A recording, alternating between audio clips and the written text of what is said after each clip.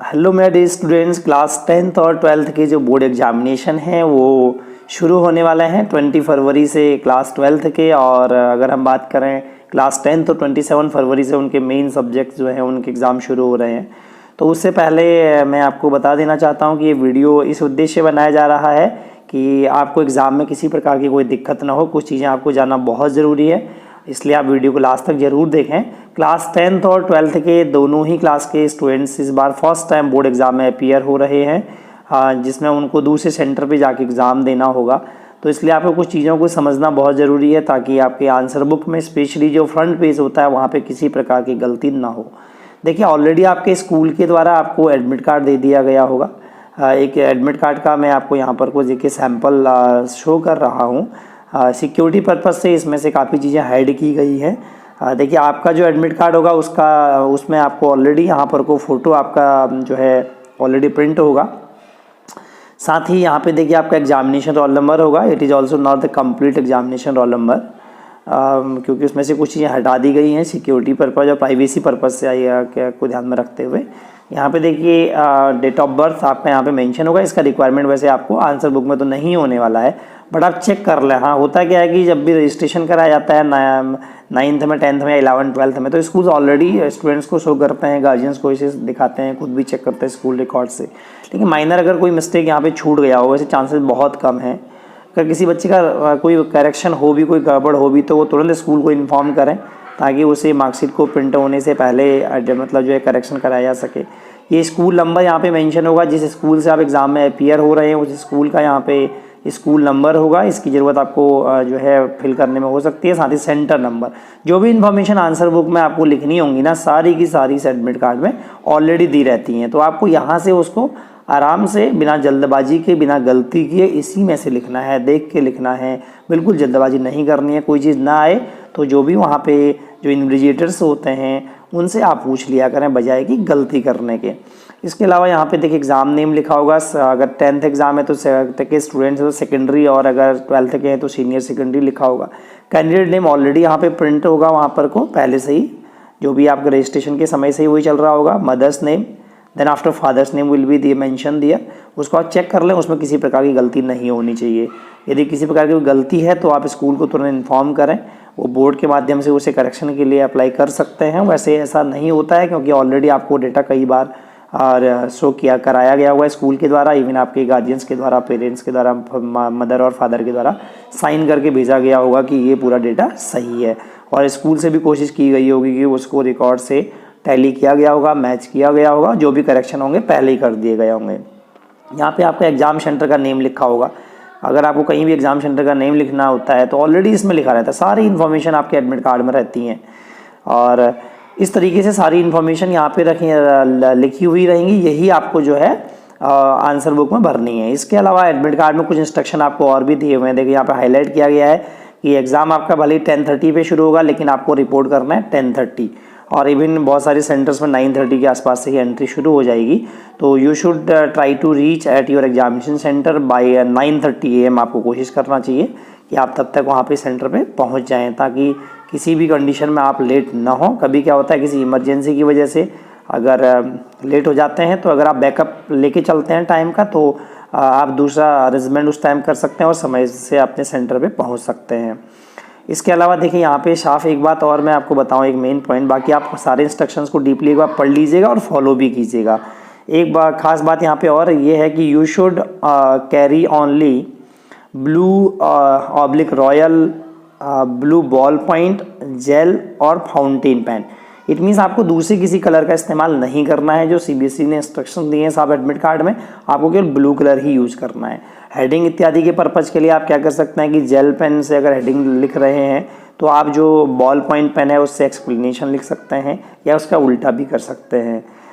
आपको दूसरा black pen या किसी और कलर के पेन को इस्तेमाल नहीं करना है। पेंसिल, इरेजर, जो भी रिक्वायर्ड आपको इंस्ट्रूमेंट होते हैं, चाहे वो स्केल है, शार्पनर है, ज्योमेट्री बॉक्स है, ये कलर्स की अगर पेंटिंग एग्ज़ाम हो, ब्रशेज़, या और साथ में एडमिट कार्ड, ये आपको ज़रूर ले जाने हैं साथ में। जब भी आप घर से बाहर निकलें तो एक बार ये चेक कर लें कि आपके पास एडमिट कार्ड ज़रूर होना चाहिए।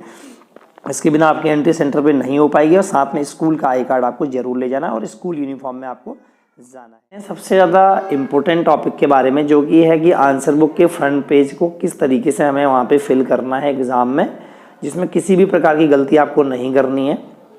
तो देखिए अगर ये पुरानी आंसर बुक का फ्रंट पेज है, इसमें माइनर कुछ चेंजेस हो सकते हैं, वरना आपको मेजर चेंज देखने को नहीं मिलेंगे। देखिए सबसे पहली बात तो यह है कि इसमें जो भी इन्फॉर्मेशन लिखी जाएगी वो ऑलरेडी आपके एडमिट कार्ड में अवेलेबल है, उसी में से आपको लिखना है। कोई ऐसी इन्फॉर्मेशन इसमें आपको भरनी नहीं होगी जो एडमिट कार्ड में अवेलेबल ना हो, इसलिए आप बिल्कुल भी गलती ना करें, उसमें से देख के लिखें। किसी भी प्रकार का कन्फ्यूजन हो तो आपके रूम में जो भी टीचर हो आप उनसे एक बार पूछ लें, उसके बाद ही भरें।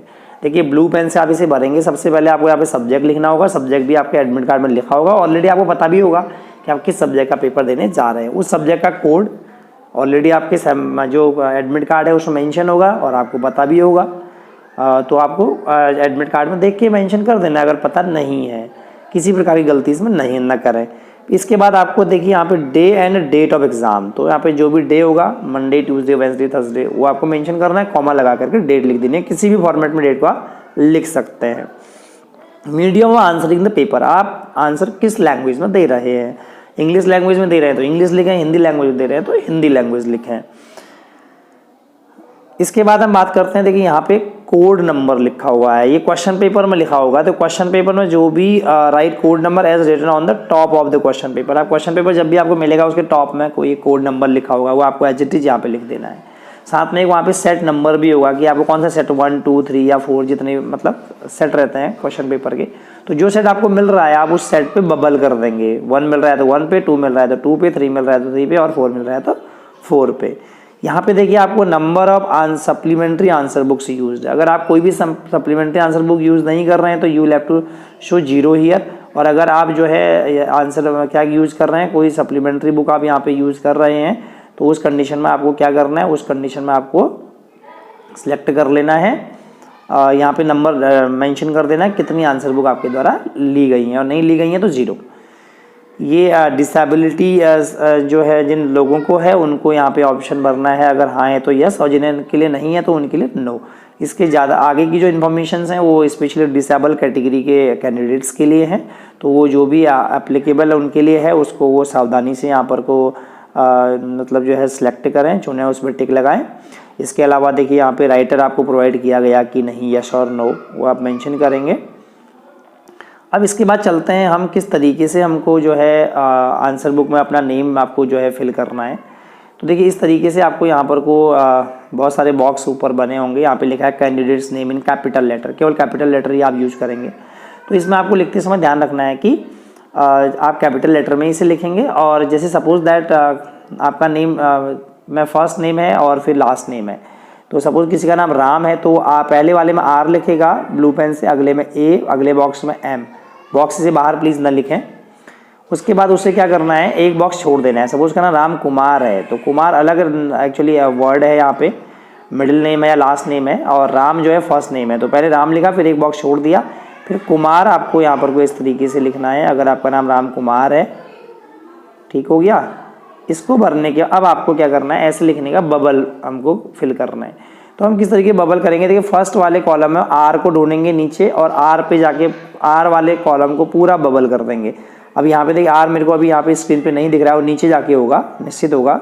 और यहाँ पे A है तो A टॉप में, देखिए आप इसको कम्प्लीटली पूरा बबल कर दें और बाहर न निकालें बिल्कुल भी। इसको बबलिंग आराम से करनी, जल्दबाजी नहीं करनी है।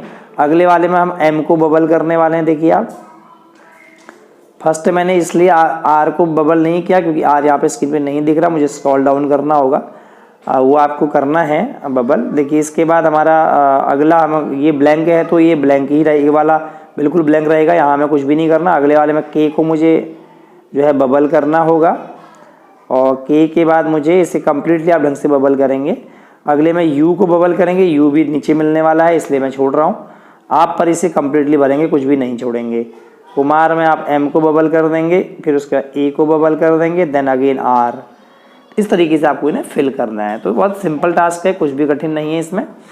इसके बाद देखिए बगल में दिया हुआ है रोल नंबर।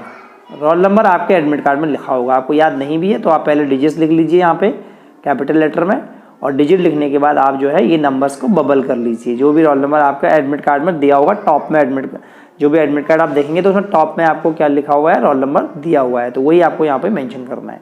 इसके बाद सब्जेक्ट कोड देखिए, फिर से ऑप्शन आया सब्जेक्ट कोड का। देखिए सब्जेक्ट कोड ऑलरेडी मैंने आपको बोला था 3 डिजिट का रहता है, और आपको वैसे ही आप पता भी होगा, नहीं भी है तो कोई दिक्कत नहीं है, एडमिट कार्ड में मेंशन है। सपोज हम बात करते हैं इंग्लिश की कर लेते हैं क्लास 12, तो 301 कोड रहेगा, तो वो लिखेंगे 301।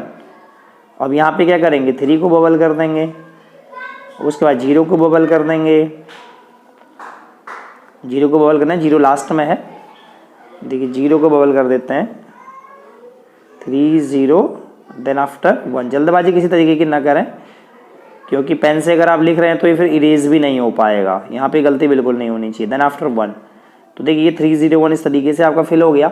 इसके बाद सेंटर कोड, ये सेंटर कोड आपके एडमिट कार्ड में मेंशन होगा। तो एडमिट कार्ड 4 डिजिट का सेंटर नंबर होगा, जो सेंटर नंबर को आप यहाँ पे लिखेंगे पहले पेन से, उसके बाद इसी तरीके से बबल कर देने वाले हैं। अब चलते हैं हम बॉटम में, और क्या इन्फॉर्मेशन यहाँ पे मांगी गई है। देखिए सब्जेक्ट, दोबारा से आप सब्जेक्ट लिख दीजिए, जिस सब्जेक्ट का पेपर आप दे रहे हैं। स्कूल नंबर, स्कूल नंबर आपके एडमिट कार्ड में लिखा होगा, जो भी आपका स्कूल नंबर है लगभग 5 डिजिट का ही रहता होगा, तो इसको आप यहाँ पे मेंशन करने वाले हैं। इसके बाद देखिए यहाँ पे फिर ये पूछा गया है कि जो आपका रोल नंबर है उसको आपको वर्ड्स में लिखना है। लैक्स ऑलरेडी लिखा रहेगा, 1000 भी लिखा रहेगा, आपको कितना लैक्स है यहाँ पे वो नंबर केवल डिजिट्स भरनी है, और नहीं भी है तो आप खुद भी लिख सकते हैं। वर्ड्स में लिखना है, शब्दों में लिखना है, नंबर्स में नहीं लिखना, शब्दों में लिखना है, साफ लिखा हुआ है, शब्दों में लिखें। इसके बाद अपने फादर का नाम, जो भी आपके वैसे एडमिट कार्ड में ऑलरेडी मेंशन होगा, तो गार्जियंस नेम आपको यहाँ पे, फादर्स नेम आपको मेंशन करना है, और यहाँ पे आपके कैंडिडेट के सिग्नेचर हो जाने वाले हैं, वही सिग्नेचर जो आपके एडमिट कार्ड में हो रहे हैं। और इससे और आपका इस फ्रंट पेज पे कोई भी काम नहीं है, यही एंट्री आपको भरनी है, और आप सावधानी से भरें, अच्छे से भरें, और आशा है कि आपको ये चीज़ें सब समझ में आ गई होंगी, और फर्स्ट एग्ज़ाम देने के बाद तो बिल्कुल हैबिचुअल आपके लिए हो जाएगा। तो मेरा अंत में यही कहना है कि किसी भी प्रकार की गलतियाँ फ्रंट पेज पे ना करें। कोई भी डाउट है तो टीचर से वहाँ पे पूछ लें, अब भी अगर आपकी समझ में नहीं आया होगा, क्योंकि बाकी कुछ चीज़ें ऐसी होती है एक्सपीरियंस के साथ ही सीखी जाती हैं। जब आप फर्स्ट टाइम एग्ज़ाम में अपीयर होंगे उसके बाद ही आप इस चीज़ को ढंग से सीख पाएंगे, कॉन्फिडेंस डेवलप आपका होने वाला है। और फाइनली मैं कहना चाहूँगा कि आपको बोर्ड एग्जामिनेशन के लिए मेरी तरफ से अनंत हार्दिक शुभकामनाएं। आप अच्छे से तैयारी करें, और देखिए एग्ज़ाम की तैयारी पहले होती है, क्या मतलब जब हमको कंप्लीट प्रिपरेशन हमें करनी होती है तो एडवांस में होनी चाहिए। कुछ बच्चे क्या करते हैं, एग्ज़ाम से पहले 1 नाइट स्टडी करते हैं और रात भर इवन सोते भी नहीं हैं, या बहुत कम समय के लिए नींद लेते हैं। तो मेरा ऐसा मानना है कि पेपर के अगले दिन आप डेली जितने टाइम के लिए सोते हैं उससे भी 1-2 घंटे नींद आपको ज़्यादा लेनी चाहिए, ताकि आपके दिमाग को प्रॉपर जो है रेस्ट मिल सके और आप एग्ज़ाम में सही डिसीजन ले सकें। तो इसलिए आप आराम से रेस्ट करके मतलब जो है पूरी नींद लेने के बाद एग्जामिनेशन देने के लिए जाएं। Once again wish you all the best. Thank you.